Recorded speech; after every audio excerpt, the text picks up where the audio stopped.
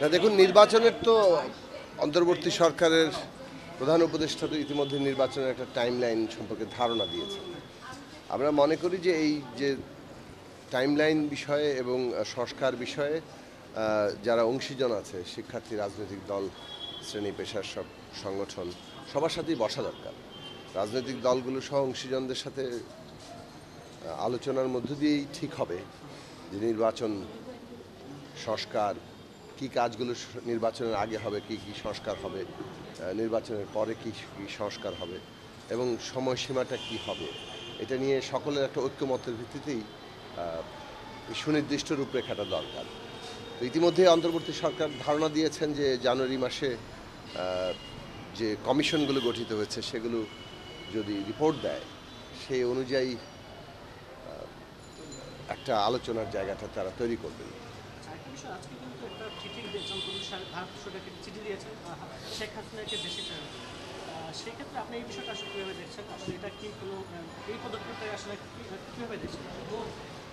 দেখুন, জুলাই আগস্টে যে নির্বিচার হত্যাকাণ্ড হয়েছে, 1600-র উপরে মানুষ নিহত, 500-র উপরে পুরোপুরি অন্ধ হয়ে গেছে, 50,000 মানুষ আহত, এরকম আপনি বুঝতেই পারছেন কি ভয়ঙ্কর একটা হত্যাযজ্ঞ চালানো হয়েছে। এর আগে 15 বছর ধরে ক্ষমতার অপব্যবহার করে গুম, খুন, ভয়ঙ্কর লুটপাট, এই যে সব কিছু, এর তো নেতৃত্বে ছিলেন শেখ হাসিনা, তার নির্দেশেই সব কিছু হয়েছে। তো এই বিষয়গুলোতে তাকে তো বিচারের আওতায় আনতে হবে এবং বাংলাদেশের মানুষ ন্যায় বিচার চায়। সেই দিক থেকে তাকে দেশে ফিরিয়ে নিয়ে বিচারের মুখোমুখি করা, এটা তো সরকারের একটা কাজ এবং দায়িত্ব। সেই কাজ তারা করছেন, আশা করি সেই কাজে তারা সফল হবে। আচ্ছা, বর্তমান সরকারের 100 দিন ইতিমধ্যে পূর্ণ হয়ে গেছে। বর্তমান সরকারের যে সকল কার্যক্রম রয়েছে, যেমন বর্তমানে আইন শৃঙ্খলা পরিস্থিতি বা বাজার পরিস্থিতি, সব কিছু মিলিয়ে কার্যক্রমে কতটুকু সন্তুষ্ট? দেখুন, এই সরকার জনগণের একটা অভ্যুত্থানের উপর দাঁড়িয়ে তৈরি হয়েছে। সরকারের সব কাজে যে আমরা সন্তুষ্ট কিংবা মানুষ সন্তুষ্ট হচ্ছে, ব্যাপারটা এরকম নয়, কেননা প্রত্যাশা তো অনেক। কিন্তু এটাও আবার আমাদেরকে বুঝতে হবে যে এই সরকার একটা প্রায় ভেঙে পড়ার উপক্রম হওয়া একটা রাষ্ট্র হাতে পেয়েছে। প্রতিষ্ঠানগুলো, বিশেষত পুলিশ, আইন শৃঙ্খলা বাহিনী তো ভেঙেই পড়েছিল। এদেরকে পুনর্গঠন করা, প্রশাসনকে পুনর্গঠন করা এবং তাকে কার্যকর করা, সেই ক্ষেত্রে সরকারের আরও জোরালো ভূমিকা মানুষ প্রত্যাশা করে। 4 মাস পার হয়ে গেল, এর মধ্যে তাদের অনেকগুলো সাফল্য আছে, কিন্তু একই সাথে আইনশৃঙ্খলা পরিস্থিতি, দ্রব্যমূল্য, এইসব বিষয়ে এখনও মানুষের ক্ষোভ আছে এবং নিয়ন্ত্রণের জায়গাগুলোতে এখনও পর্যন্ত নানা দুর্বলতাও দেখা যাচ্ছে। আমরা যেটা মনে করি যে সরকার তো আসলে এই রাষ্ট্রের বিভিন্ন প্রতিষ্ঠানের মাধ্যমেই কাজ করে। তো এই সমস্ত প্রতিষ্ঠানগুলোতে পতিত ফ্যাসিস্টদের দোসররা যেভাবে প্রতিষ্ঠানগুলোকে কোনো কোনো ক্ষেত্রে অকার্যকর করে রাখার চেষ্টা করছে, সেই সব জায়গায় সরকারকে আরও অনেক কঠোর হতে হবে এবং জনগণের প্রত্যাশা অনুযায়ী দ্রুত তাদের সমস্যাগুলো সমাধানের ক্ষেত্রে ভূমিকা পালন করার জন্য এই পুরো রাষ্ট্রশক্তিকে যতটা পুনর্গঠন করা দরকার তত দ্রুততার সাথে তারা সেটা করবেন। নির্বাচন প্রক্রিয়াটাকে আসলে ত্বরান্বিত করার কথা ছিল, কিন্তু সেই জায়গা থেকে আসলে প্রধান উপদেষ্টা জাতির উদ্দেশ্যে বললেন যে নির্বাচনটাকে আর পিছানো হয়েছে, যাতে আরও কিছু কাজ বাকি রয়েছে। তো এই যে এত দীর্ঘ একটা সময় নেওয়া হয়েছে, তো এই বিষয়টা আপনি কীভাবে দেখছেন?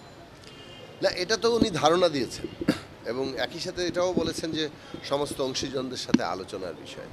এখন সরকারের দিক থেকে তো সরকারের একটা প্রস্তাবনা থাকতেই পারে এবং অন্যান্য অংশীজনদের সাথে আলোচনা করেই আমরা একটা ন্যূনতম ঐক্যমত্যের জায়গায় পৌঁছাবো। সেইটাই হয়তো শেষ পর্যন্ত আমাদেরকে সামনের দিকে এগিয়ে নিয়ে যেতে সাহায্য করবে। আমি একটা জিনিস শেষ প্রশ্ন করতে চাই যে আপনারা কিন্তু এই আন্দোলনে বেশ কিছু আপনারা ভূমিকা রেখেছেন এবং বড় ভূমিকা রেখেছিলেন, কিন্তু আমরা দেখতে পাচ্ছি যে দিন যত যাচ্ছে প্রগতিশীল রাজনীতির সাথে যারা জড়িত তারা ক্রমশ কিন্তু বিভিন্ন জায়গায় যে ভূমিকাটি রাখার কথা ছিল সেটি রাখছেন না। সে ব্যাপারে আসলে কি বলছেন? আপনারা কি আসলে বামপন্থী রাজনীতির সাথে যারা জড়িত তারা কি আসলে পিছিয়ে পড়ছে, নাকি এখানে কি হচ্ছে?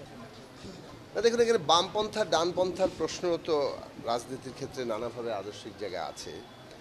মূল বিষয়টা হচ্ছে আমরা একটা গণতান্ত্রিক বাংলাদেশ করতে চাই এবং সেই গণতান্ত্রিক বাংলাদেশের জন্য একটা গণতান্ত্রিক সংবিধান লাগবে, রাষ্ট্রের প্রতিষ্ঠানগুলোর সংস্কার লাগবে এখানে আইনের সংস্কার লাগবে, এর মধ্য দিয়ে আমরা একটা নতুন গণতান্ত্রিক বন্দোবস্তে পৌঁছাবো, নির্বাচন যার গুরুত্বপূর্ণ অংশ। তো এই কাজগুলো করার জন্যই অভ্যুত্থান হয়েছে, মানুষের ঐক্য তৈরি হয়েছে।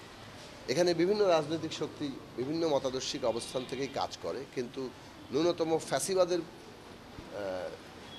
তাকে পরাজিত করার প্রশ্নে সবাই একটা আন্দোলনের সাথে যুক্ত হয়েছে। এখন ন্যূনতম একটা গণতান্ত্রিক ব্যবস্থা প্রতিষ্ঠার প্রশ্নে এই ঐক্যটাকে আমাদের ধরে রাখার আমরা চেষ্টা করছি। এই কাজ এগিয়ে নিয়ে যাওয়ার জন্য আমরা আমাদের সাধ্যমতো ভূমিকা রাখার চেষ্টা করছি। আজকেও আমরা সিলেটে এখানে নতুন রাজনৈতিক বন্দোবস্ত প্রতিষ্ঠার লক্ষ্যেই গণসংলাপ করছি। আমরা প্রত্যেকটি মেট্রোপলিটন শহরে এই গণসংলাপ করেছি, ইতিমধ্যে 8টি মেট্রোপলিটন শহরে আমাদের এই গণসংলাপ হয়েছে এবং আমরা ঢাকায় করব। তারপরে আমরা আসলে আরও বিভিন্ন জায়গায় সারা দেশব্যাপী আমাদের সংগঠনের পক্ষ থেকে জনগণকে ঐক্যবদ্ধ করার এবং বিশেষভাবে রাষ্ট্র ব্যবস্থার যে সংস্কার রূপান্তর, সেইটার গণতান্ত্রিক রূপান্তরের জন্য যা যা করণীয়, মানুষকে ঐক্যবদ্ধ করা, সেই কাজ আমরা করছি।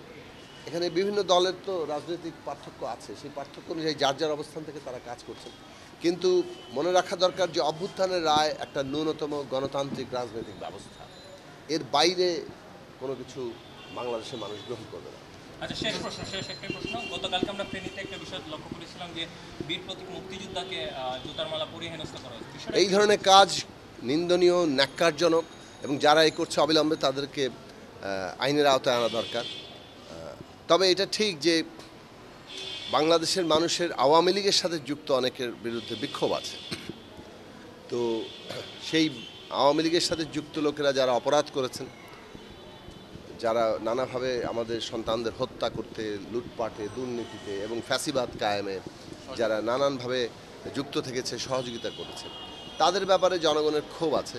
কিন্তু কোনো অবস্থাতেই আইন হাতে তুলে না নিয়ে আইনগতভাবেই এই সমস্ত অপরাধীদের মোকাবেলা করা উচিত। তবে এর বাইরে কোনো ব্যক্তিকে অসম্মান করা, কোনো মুক্তিযোদ্ধাকে কোনো মানে অসম্মান করার জন্য যে কোনো তৎপরতাটাই নিন্দনীয় এবং এই বিষয়গুলোকে যথাযথভাবে